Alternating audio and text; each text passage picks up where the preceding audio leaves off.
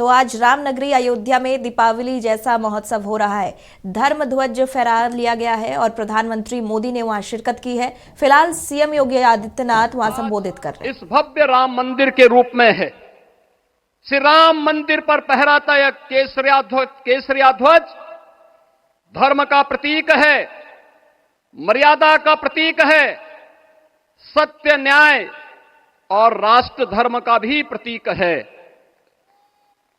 यह विकसित भारत की संकल्पना का प्रतीक भी है, क्योंकि संकल्प का कोई विकल्प नहीं। और पिछले 11 वर्ष में बदलते हुए भारत को हम सब ने अपनी आंखों से देखा है।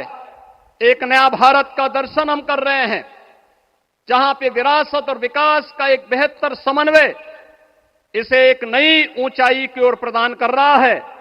तो नहीं दरिद्र कोहु दुखी न दीना, नहीं कोहु अबुद न लक्षण हीना। 80 करोड़ लोगों को राशन की सुविधा का लाभ, 50 करोड़ लोगों को निःशुल्क स्वास्थ्य की सुविधा का लाभ, हर गरीब के पास जरूरतमंद को एक आवास की सुविधा, हर व्यक्ति को बिना भेदभाव के शासन की सभी प्रकार की सुविधाओं का, यह राम राज्य की उस उद्घोषणा का जिसका आधार विकसित भारत है, यह उसी का संकल्प है। बहनों और भाइयों, पिछले 500 वर्षों में साम्राज्य बदले, पीढ़ियां बदली, किंतु आस्था अडिग रही, अचल रही। आस्था न झुकी और न रुकी। जन जन को विश्वास अटल था। और जब राष्ट्रीय स्वयंसेवक संघ जैसे यशस्वी संगठन के हाथों में कमान आई, तो हर एक मुंह से बिना किसी परवाह करके एक ही उद्घोष निकलता था कि रामलला हम आएंगे, मंदिर वहीं, लाठी गोली खाएंगे, मंदिर वहीं। और एक समय था जब ये वैभवशाली अयोध्या संघर्षों, अराजकता, बदहाली का शिकार बन चुका था।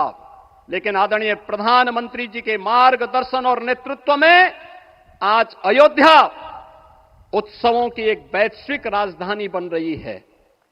यहां हर दिन एक पर्व है, हर दान एक प्रताप है और हर दिशा में राम राज्य की पुनर्स्थापना का दिव्य अनुभूति हो रही है।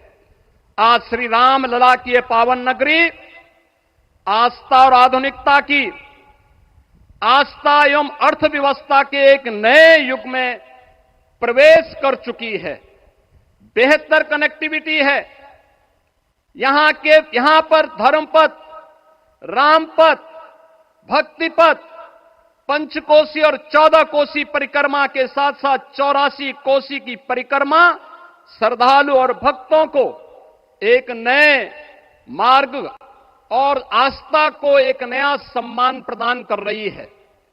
महर्षि वाल्मीकि के नाम पर स्थापित अंतर्राष्ट्रीय एयरपोर्ट अंतर्राष्ट्रीय और राष्ट्रीय स्तर पर उस कनेक्टिविटी को बेहतर सुविधा उपलब्ध करवा रही है। हर प्रकार की सुविधा आज अयोध्या धाम में इसे आस्था और आधुनिकता के साथ ही आस्था और अर्थव्यवस्था के एक नए केंद्र के रूप में और देश की पहली सोलर सिटी के रूप में भी, इसे सस्टेनेबल स्मार्ट सिटी के रूप में इस नई अयोध्या का दर्शन आदरणीय प्रधानमंत्री जी के मार्गदर्शन में आज हम सबको देखने को मिल रहा है। आज का यह दिन हम सबके लिए, हर भारतवासी के लिए, हर सनातन धर्मावलंबी के लिए आत्म गौरव का दिन है, राष्ट्र गौरव का दिन है। इस अवसर पर अपने व्यस्ततम दिनचर्या से आदरणीय प्रधानमंत्री जी ने इस कार्यक्रम में समय निकाल करके प्रभु श्री राम के भव्य मंदिर में इस केसरिया ध्वज का आरोहण स्वयं अपने कर कमलों से किया है। मैं इस अवसर पर उनका हृदय से आभार व्यक्त करते हुए अभिनंदन करता हूं, स्वागत करता हूं आदरणीय सरसंघ चालक जी का और अन्य सभी सम्मानित अतिथियों, पूज्य संतों आप सभी राम भक्तों का मैं हृदय से स्वागत और अभिनंदन करते हुए अपनी वाणी को देता हूं विराम। जय जय श्री राम। राष्ट्रीय स्वयंसेवक संघ के सरसंघ चालक डॉक्टर मोहन भागवत जी को तो जय श्री राम के उद्घोष के साथ सीएम योगी आदित्यनाथ ने अपने संबोधन को समाप्त किया। उन्होंने धर्म ध्वज की महत्ता बताई और वर्षों के संघर्ष का परिणाम बताते हुए राम मंदिर में ध्वजारोहण की बात रखी। फिलहाल मोहन भागवत संबोधित आदरणीय नरेंद्र जी मोदी, हमारे उत्तर प्रदेश के सम्माननीय मुख्यमंत्री जी श्रीमान योगी जी, राज्यपाल महोदया, मंचस्थ सभी मान्यवर, उपस्थित सज्जन, माता भगिनी, आज हम सबके लिए एक सार्थकता का दिवस है। इतने लोगों ने सपना देखा, इतने लोगों ने प्रयास किए, इतने लोगों ने अपने प्राण अर्पण किए। आज उनकी स्वर्गस्थ आत्मा तृप्त हुई होगी। आज वास्तव में अशोक जी को वहां शांति मिली होगी।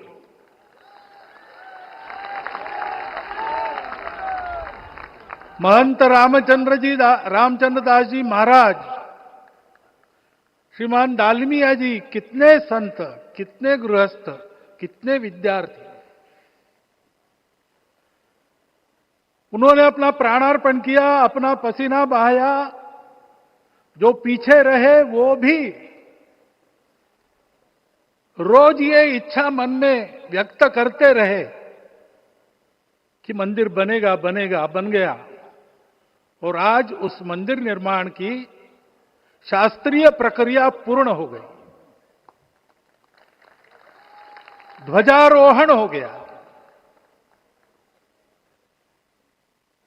राम राज्य का ध्वज जो कभी अयोध्या में फहराता था और संपूर्ण विश्व में अपने आलोक से सुख शांति प्रदान करता था, वो ध्वज आज फिर से नीचे से ऊपर चढ़ता हुआ और अपने शिखर पर विराजमान होता हुआ हमने अपनी आंखों से देखा है, इसी देह में देखा है।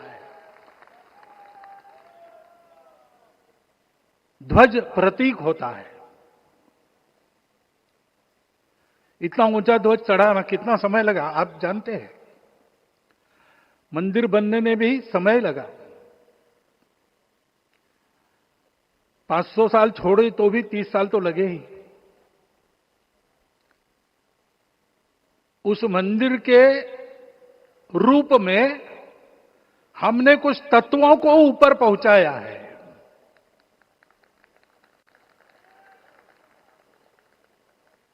सारा विश्व जिससे ठीक चलेगा,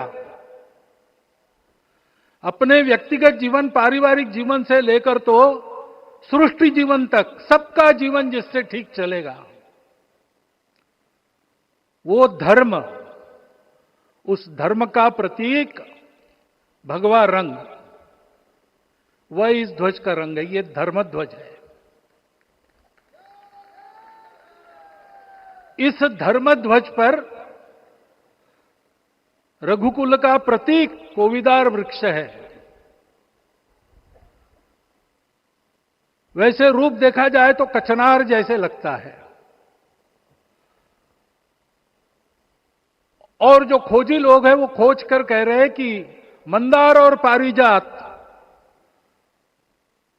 दो वृक्षों का एक तरह से संकर है। दोनों वृक्षों के गुण, ये दोनों वृक्ष देव वृक्ष कहलाते हैं। दो देव वृक्षों के गुणों का समुच्चय ये वृक्ष है। और ये वृक्ष उस रघुकुल की सत्ता का प्रतीक है। वो सत्ता वृक्ष से व्यक्त होती है, जिसके बारे में कहा गया छायाम अन्यस्य कुर्वन्ति। तिष्ठन्ति स्वयं आतपे। सबके लिए छाया देते हैं, स्वयं धूप में खड़े रहकर। फलान्यपि परार्थाय, फल स्वयं उगाते हैं, दूसरों के लिए बांट देते हैं। वृक्षाः सत्पुरुषा इव, वृक्ष सत्पुरुष होते हैं। और कचनार के गुण औषधि भी है। कचनार के वृक्ष का अन्न में भी उपयोग है। सब प्रकार से उपयोगी इस वृक्ष का प्रतीक हमने लगाया है। धर्म जीवन ऐसा जीवन होता है, और ये जीवन जीना है, उस जीवन की प्रतिष्ठा करनी है, इस जीवन का झंडा शिखर तक पहुंचाना है। चाहे जितनी प्रतिकूलता हो, चाहे जितनी कठिनाइयां हो, साधनहीनता हो, सारी दुनिया स्वार्थ में बहती होगी, लेकिन हमारा संकल्प है। सूर्य भगवान उस तेज के, उस संकल्प के प्रतीक है। उनके रथ का एक ही चक्र है। 4 चाक वाली गाड़ी यहां भी एक्सीडेंट करती है तो एक चक्र चलाना है, और रास्ता खराब भी नहीं, रास्ता है ही नहीं। अधांतर में चलो रथस्य एकम चक्रम। रथ चलाने के लिए 7-7 घोड़े, उनको नियंत्रण करने के लिए सांपों के लगाम है, और रास्ता नहीं है, और सारथी जो है उसके पैर नहीं है। ऐसी गाड़ी चल सकती है क्या? कंप्यूटर में डाटा डालेंगे, कहेंगे नहीं चलेगी। लेकिन बिना थके रोज पूरब से पश्चिम, पूरब से पश्चिम जाना आना सूरज भगवान कर रहे हैं। क्योंकि कार्य की सिद्धि स्वत्व के भरोसे होती है। हिंदू समाज ने लगातार 500 साल और बाद के दीर्घ आंदोलन में अपने इस स्वत्व को सिद्ध किया, और रामलला आ गए, मंदिर बन गया। यही बात सत्य पर आधारित धर्म, सत्य जो प्रतिनिधित्व होता है ओंकार से, वो सारी दुनिया को देने वाला भारत हमको खड़ा करना है। हमारे इस संकल्प का प्रतीक यह राम मंदिर, उसकी प्रक्रिया आज हमने पूरी कर ली है। यह धर्म, यह ज्ञान, यह छाया, यह सुफल संपूर्ण दुनिया में बांटने वाला भारतवर्ष खड़ा करने का काम अपना शुरू हो गया है। उसको, इस प्रतीक को देखकर, हिम्मत रखकर, उसी प्रकार सतत प्रयास करते हुए सब प्रकार की विपरीतताओं में भी हम सबको मिलके करना पड़ेगा। आज ये हमारे कृतार्थता का दिवस है, और आज हमारे संकल्प की पुनरावृत्ति का ये दिवस है। वो संकल्प हमको हमारे पूर्वजों ने दिया है। एतद् देश प्रसूतस्य सकाशाद अग्र जन्मनात्। इस देश के जन्मे हुए अग्र जन्मना है, सबसे प्राचीन है, इसलिए बड़े भाई है। वो ऐसा जीवन जिए कि स्वम स्वम चरित्रम शिक्षेरन पृथिव्याम सर्वमानवा। पृथ्वी के सर्व मानव अपने अपने चरित्र की शिक्षा, जीवन की विद्या भारतवासियों से सीखे। ऐसे भारतवासियों का परम वैभव संपन्न, सर्वशक्ति संपन्न और सबके लिए खुशी बांटने वाला, शांति बांटने वाला, सबको विकास के सुफल देने वाला भारतवर्ष खड़ा करना है। ये विश्व की अपेक्षा है, हमारा कर्तव्य है। मंदिर में श्री रामलला विराजमान है, उनका नाम ले और इस कार्य की गति हम बढ़ाए। इतना एक विषय आपके सामने रखता हूं। जैसा सपना देखा था उन लोगों ने, रामदास स्वामी ने कहा था, स्वप्नी जे देखिले रात्रि ते ते तैसे ची हो तसे। ऐसा सपना उन्होंने देखा था, बिल्कुल वैसा। और मैं कहूं कि उन्होंने जो सपना देखा था उससे भी अधिक भव्य और अधिक सुंदर ये मंदिर बन गया है। हमारे हृदय में वो निश्चय का सृजन करे, तपस का सृजन करे। ये शुभकामना मैं आप सबको देता हूं और मेरे शब्दों को विराम देता हूं। माननीय प्रधानमंत्री अपना संबोधन, अपने विचार संपूर्ण विश्व को प्रदान करें, ये निवेदन मैं उनके सम्मुख करता हूं।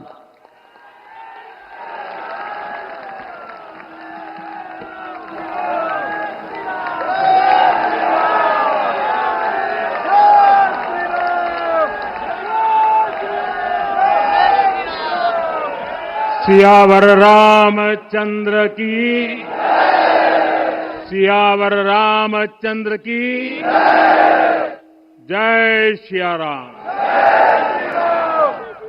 उत्तर प्रदेश की राज्यपाल आनंदीबेन पटेल, राष्ट्रीय स्वयंसेवक संघ के परम पूजनीय सरसंघ चालक डॉक्टर मोहन भागवत जी, उत्तर प्रदेश के मुख्यमंत्री योगी आदित्यनाथ जी, श्री राम जन्मभूमि तीर्थ क्षेत्र ट्रस्ट के अध्यक्ष पूज्य महंत नृत्य गोपाल दास जी, पूज्य संत समाज, यहां पधारे सभी भक्तगण, देश और दुनिया से इस ऐतिहासिक पल के साक्षी बन रहे कोटि कोटि राम भक्त, देवी और सज्जनों, आज अयोध्या नगरी भारत की सांस्कृतिक चेतना के एक और उत्कर्ष बिंदु की साक्षी बन रही है। आज संपूर्ण भारत, संपूर्ण विश्व राममय है।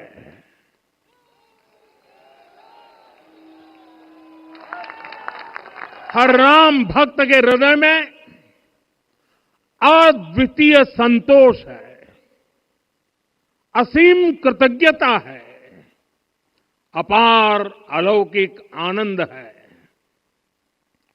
सदियों के घाव भर रहे हैं, सदियों की वेदना आज विराम पा रही है। सदियों का संकल्प आज सिद्धि को प्राप्त हो रहा है। आज उस यज्ञ की पूर्णाहुति है जिसकी अग्नि 500 वर्ष तक प्रज्वलित रही। जो यज्ञ एक पल भी आस्था से डिगा नहीं, एक पल भी विश्वास से टूटा नहीं। आज भगवान श्री राम के गर्भगृह की अनंत ऊर्जा, श्री राम परिवार का दिव्य प्रताप इस धर्म ध्वजा के रूप में इस दिव्यतम भव्यतम मंदिर में प्रतिष्ठापित हुआ है। और साथियों, ये धर्म ध्वजा केवल एक ध्वजा नहीं, ये भारतीय सभ्यता के पुनर्जागरण का ध्वज है। इसका भगवा रंग, इस पर रचित सूर्यवंश की ख्याति, वर्णित होम शब्द और अंकित कोविदार वृक्ष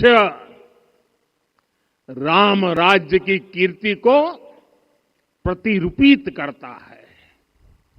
ये ध्वज संकल्प है, ये ध्वज सफलता है, ये ध्वज संघर्ष से सृजन की गाथा है, ये ध्वज सदियों से चले आ रहे स्वप्नों का साकार स्वरूप है।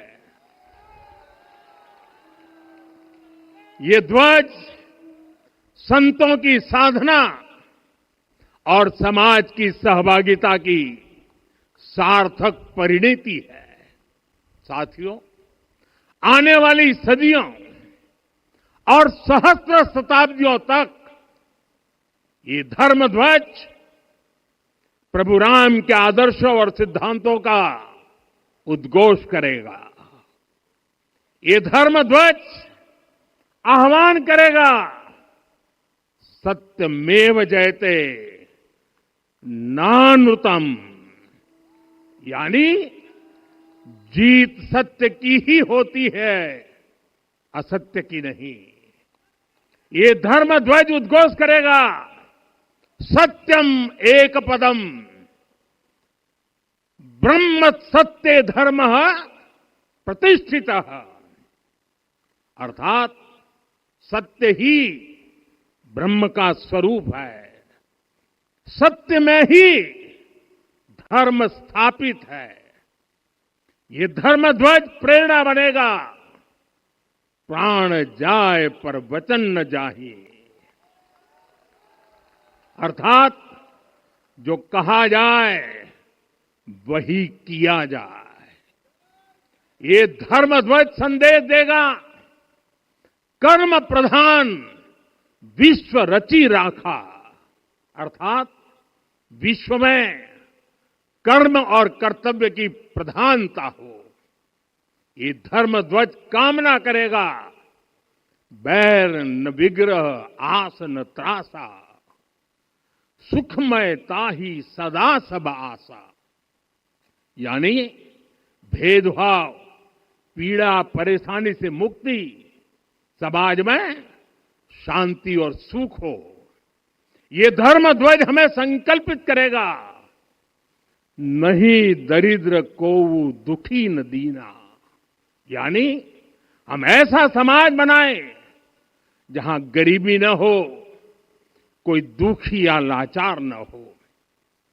साथियों, हमारे ग्रंथों में कहा गया है, आरोपितम ध्वजम दृष्ट्वा ये अभिनंदनित धार्मिका ते अपि सर्वे प्रमुच्यते महापातक कोटि भी, यानी जो लोग किसी कारण मंदिर नहीं आ पाते और दूर से मंदिर के ध्वज को प्रणाम कर लेते हैं, उन्हें भी उतना ही पुण्य मिल जाता है।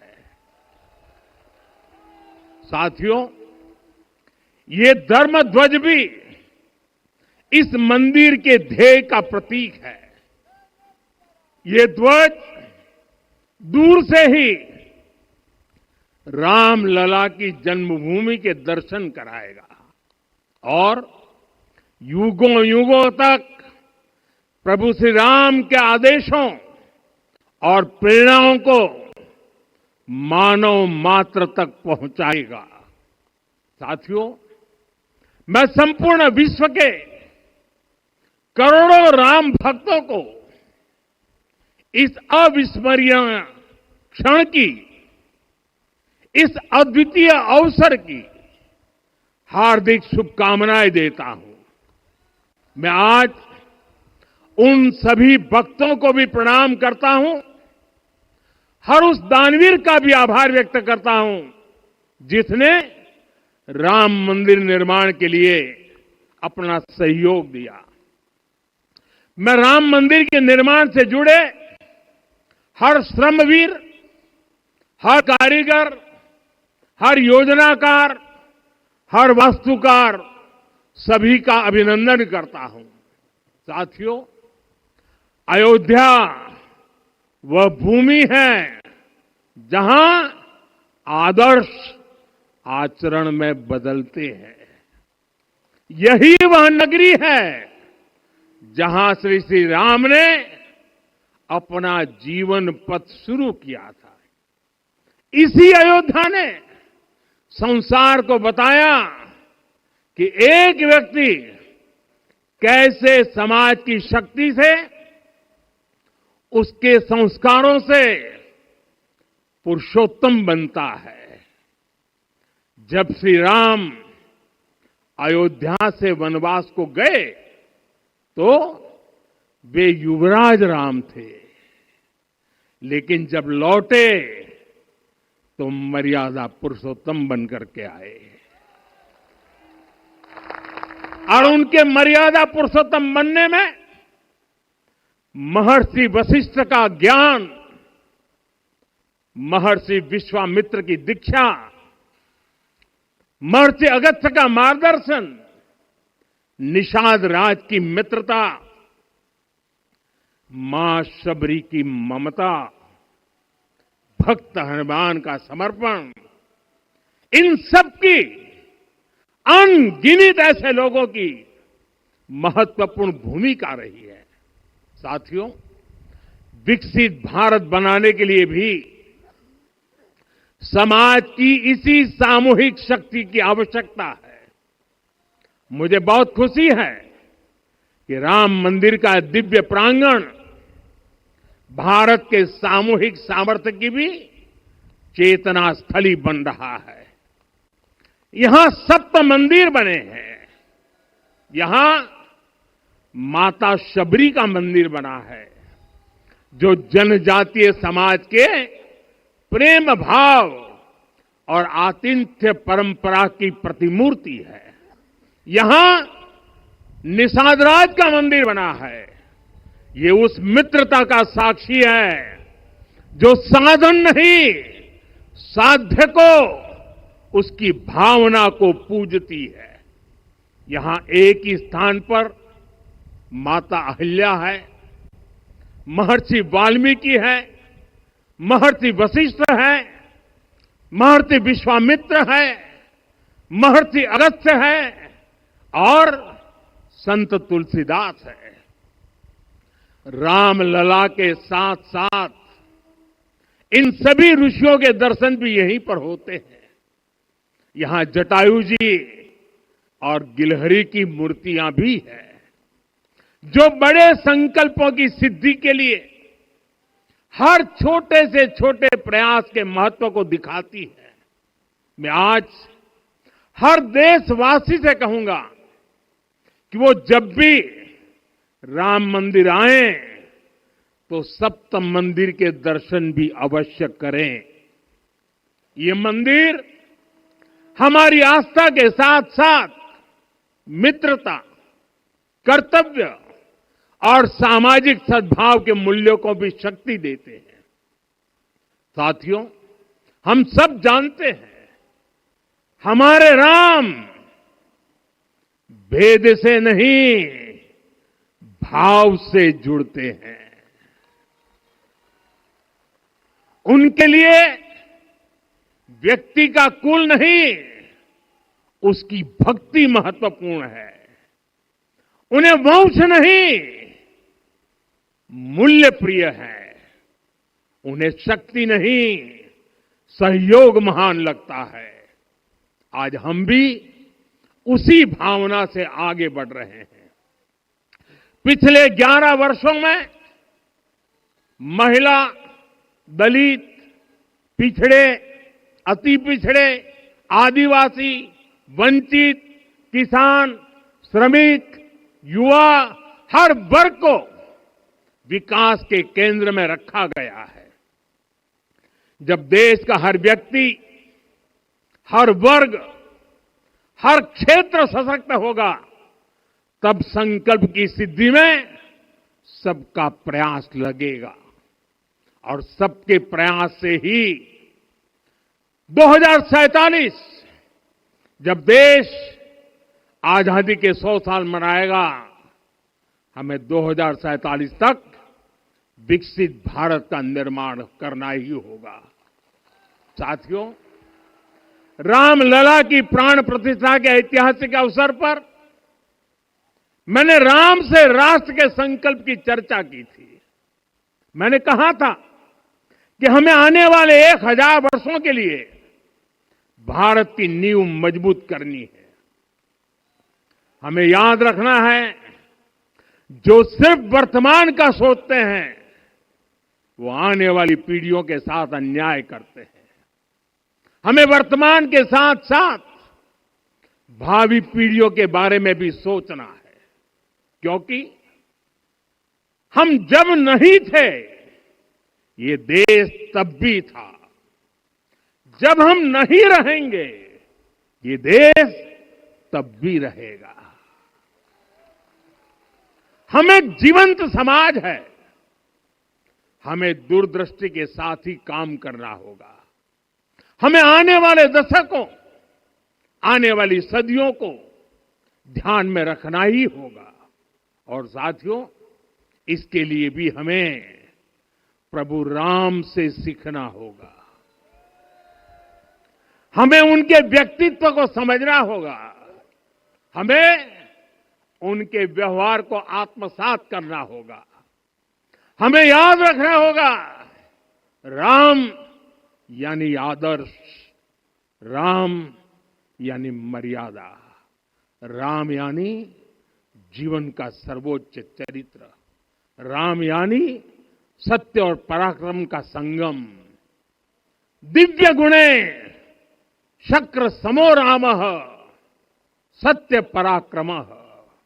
राम यानी धर्म पथ पर चलने वाला व्यक्तित्व। रामः सत्पुरुषो लोके सत्यः सत्यपरायणः। राम यानी जनता के सुख को सर्वोपरि रखना, प्रजा सुखत्वे चंद्रस्य। राम यानी धर्म और क्षमा का दरिया।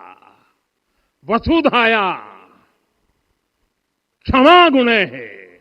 राम यानी ज्ञान और विवेक की पराकाष्ठा।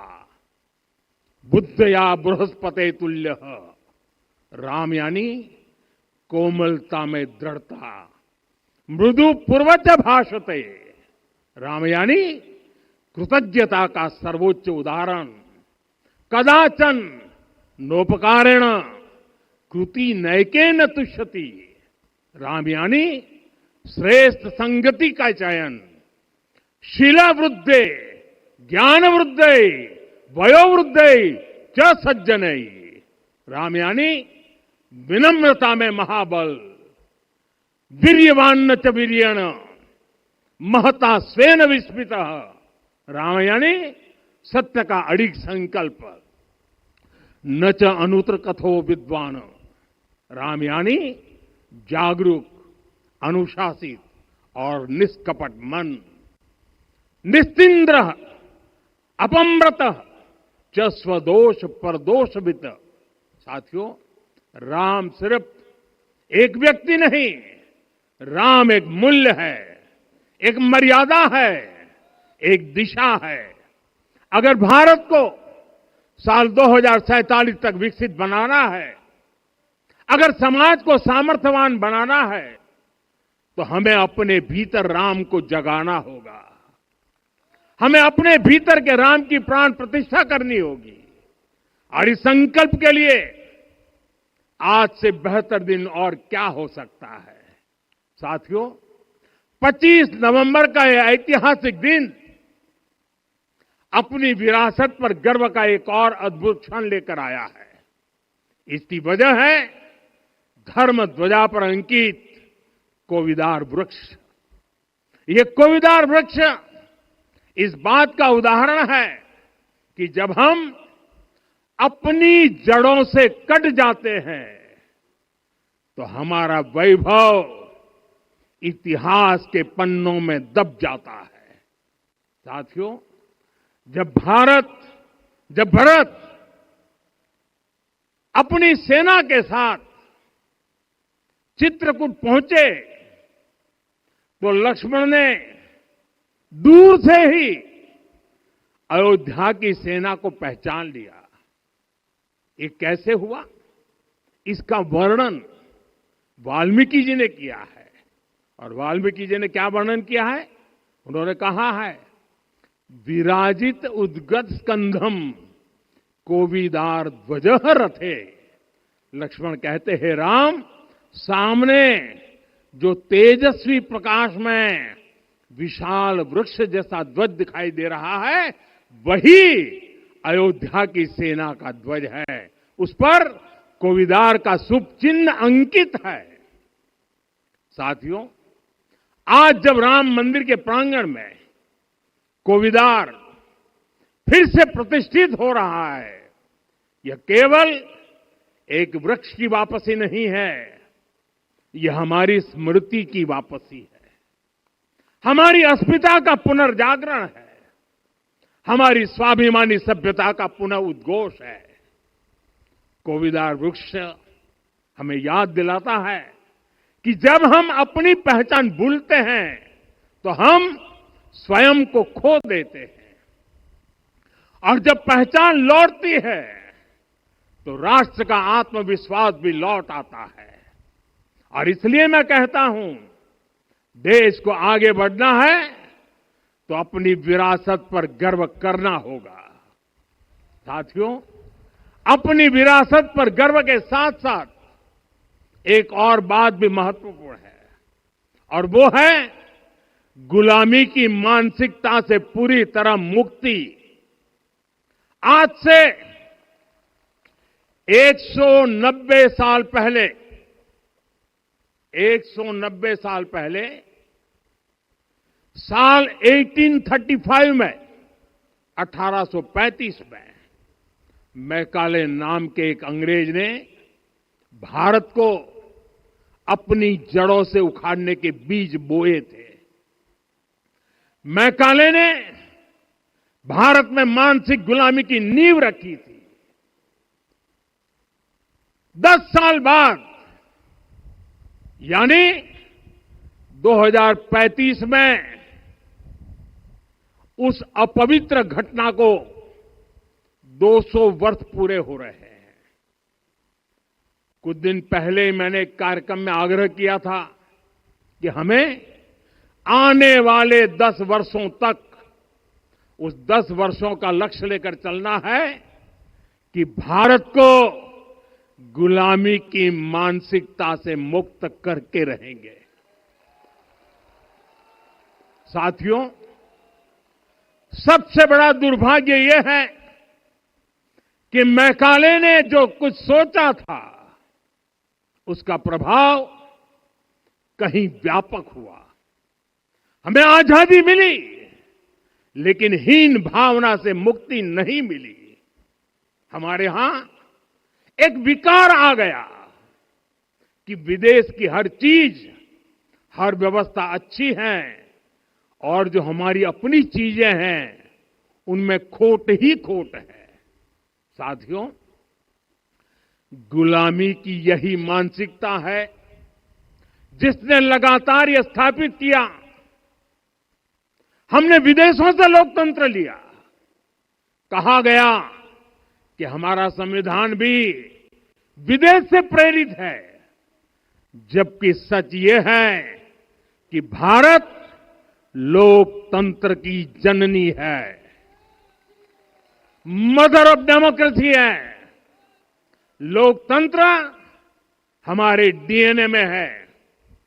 साथियों, अगर आप तमिलनाडु जाएंगे तो तमिलनाडु के उत्तरी हिस्से में उत्तीर मेरूर गांव है। वहां हजारों वर्ष पहले का एक शिलालेख है। उसमें बताया गया है कि उस कालखंड में भी कैसे लोकतांत्रिक तरीके से शासन व्यवस्था चलती थी, लोग कैसे सरकार चुनते थे।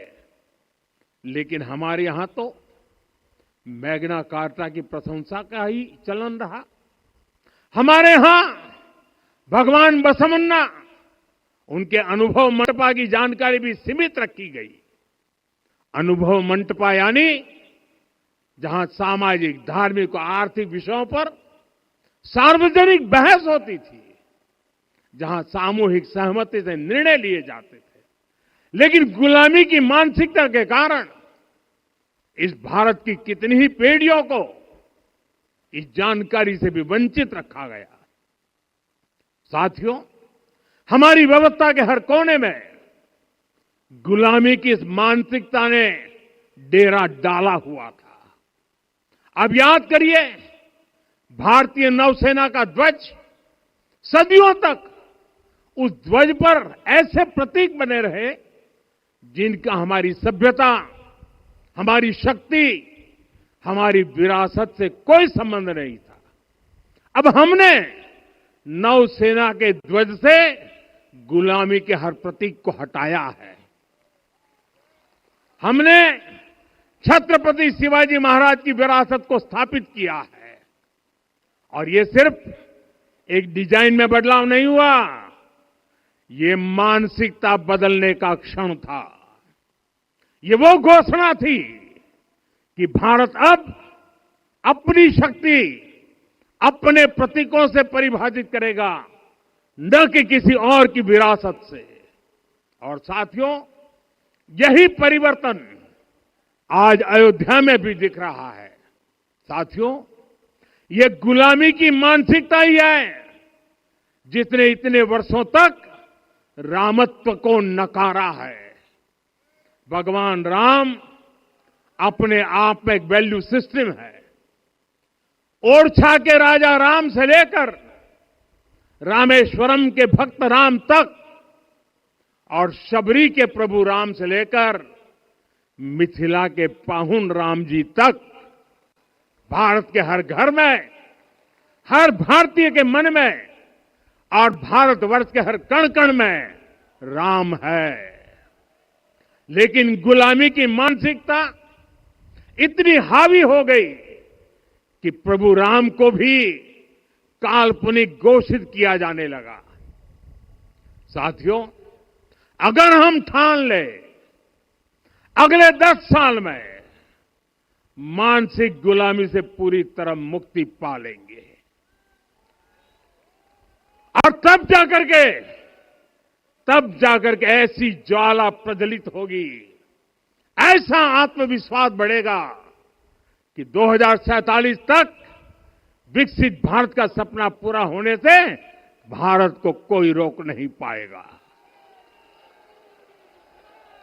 आने वाले 1000 वर्ष के लिए भारत की नींव तभी सशक्त होगी जब मैकाले की गुलामी के प्रोजेक्ट को हम अगले 10 साल में पूरी तरह ध्वस्त करके दिखा देंगे। साथियों, अयोध्या धाम में रामलला का मंदिर परिसर भव्य से भव्यतम हो रहा है और साथ ही अयोध्या को संवारने का काम लगातार जारी है। आज अयोध्या फिर से वह नगरी बन रही है जो दुनिया के लिए उदाहरण बनेगी। त्रेता युग की अयोध्या ने मानवता को नीति दी। 21वीं सदी की अयोध्या मानवता को विकास का नया मॉडल दे रही है। तब अयोध्या मर्यादा का केंद्र थी, अब अयोध्या विकसित भारत का मेरुदंड बनकर उभर रही है। साथियों, भविष्य की अयोध्या में पौराणिकता और नूतनता का संगम होगा। सरयू जी की अमृत धारा और विकास की धारा एक साथ बहेगी। यहां आध्यात्म और आर्टिफिशियल इंटेलिजेंस दोनों का तालमेल दिखेगा। राम पथ, भक्ति पथ और जन्मभूमि पथ से नई अयोध्या के दर्शन होते हैं। अयोध्या में भव्य एयरपोर्ट है। अयोध्या में आज शानदार रेलवे स्टेशन है। वंदे भारत और अमृत भारत एक्सप्रेस जैसी ट्रेनें अयोध्या को बाकी देश से जोड़ रही है। अयोध्या वासियों को सुविधाएं मिले, उनके जीवन में समृद्धि आए, इसके लिए निरंतर काम चल रहा है। साथियों, जब से प्राण प्रतिष्ठा हुई है तब से लेकर आज तक करीब करीब 45 करोड़ श्रद्धालु यहां दर्शन के लिए आ चुके हैं। ये वो पवित्र भूमि है जहां 45 करोड़ लोगों के चरण रज पड़े हैं और इससे अयोध्या और आसपास के लोगों की आय में आर्थिक परिवर्तन आया है, वृद्धि हुई है। कभी अयोध्या विकास के पैमानों में बहुत पीछे थी, आज अयोध्या नगरी यूपी के अग्रणी शहरों में से एक बन रही है। साथियों, 21वीं सदी का आने वाला समय बहुत महत्वपूर्ण है। आजादी के बाद के 70 साल में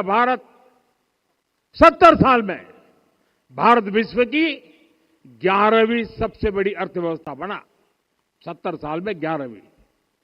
लेकिन पिछले 11 साल में ही भारत विश्व की 5वीं सबसे बड़ी अर्थव्यवस्था बन चुका है।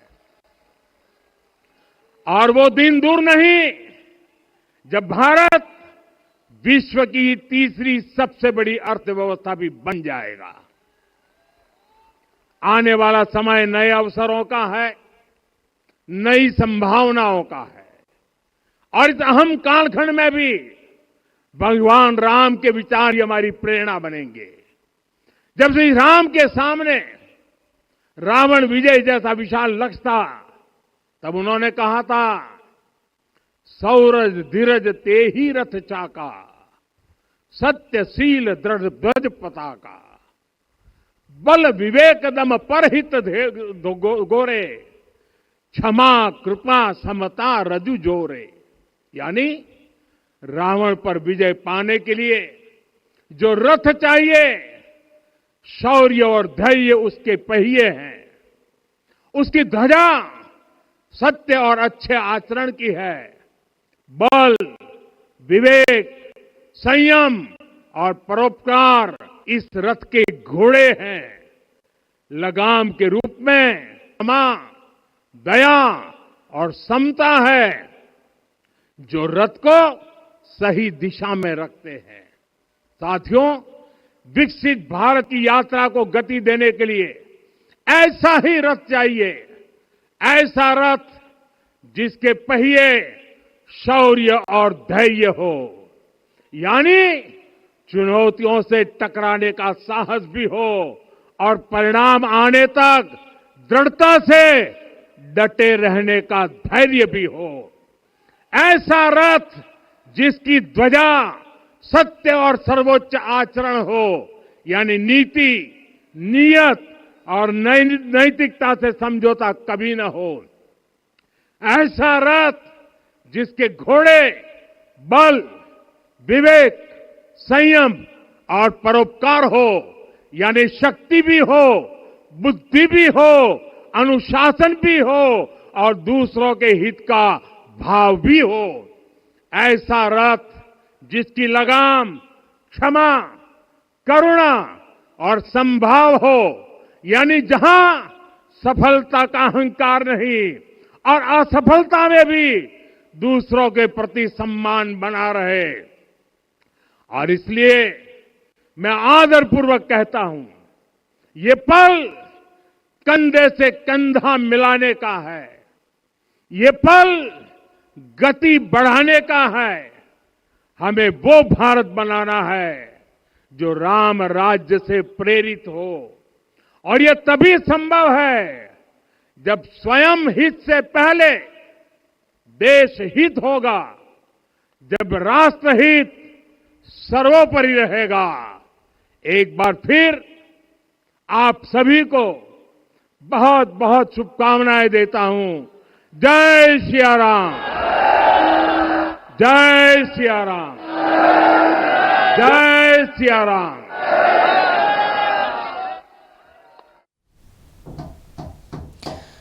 तो प्रधानमंत्री मोदी ने भारतीय सभ्यता के पुनर्जागरण का ध्वज इसे करार दिया है।